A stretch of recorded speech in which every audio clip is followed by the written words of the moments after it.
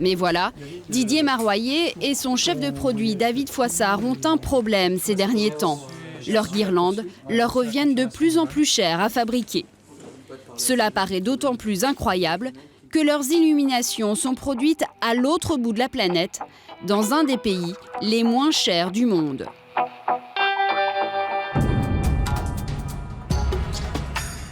Canton, dans le sud de la Chine. Trouver ici une guirlande que l'on n'ait pas besoin de brancher sur secteur, voilà l'ambition de David Foissard. Il a une idée en tête, surfer à fond sur la tendance écolo, en dénichant un produit plus sûr et qui consomme une énergie gratuite, le solaire.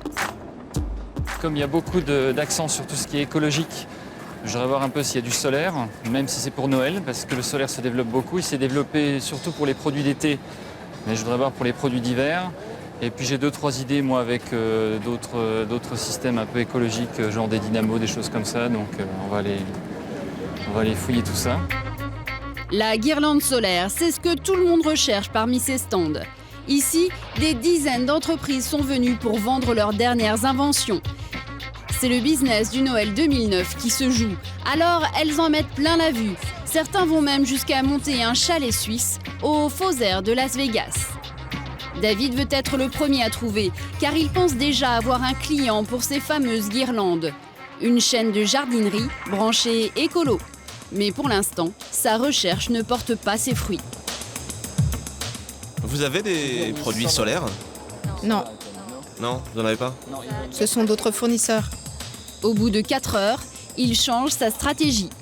Il délaisse les fabricants de guirlandes pour les spécialistes des éclairages de jardin. Et là, au milieu des spots, le Français finit par trouver une guirlande solaire. Alors dites-moi, il y a combien de LED sur cette guirlande? Alors là, vous pouvez en mettre une centaine, sans LED. Vous dites 100 sans LED? Oui, c'est ça. Mais problème, ces guirlandes sont trop courtes et leur capteur trop faible pour illuminer une maison. Vous pouvez me donner les prix pour ça? Il faudrait que je compare. Alors David va avoir une idée. Commander uniquement des panneaux solaires haut de gamme et demander à ses fournisseurs habituels d'illumination d'y adapter une guirlande. Oh, et moi je voulais essayer d'avoir les panneaux simples. Parce que là, ils font des guirlandes de base. Si le solaire marche et si ces produits-là marchent bien, éclairent bien, je peux prendre cette technologie et l'utiliser avec d'autres fournisseurs. David doit se faire envoyer plusieurs échantillons, car le temps presse.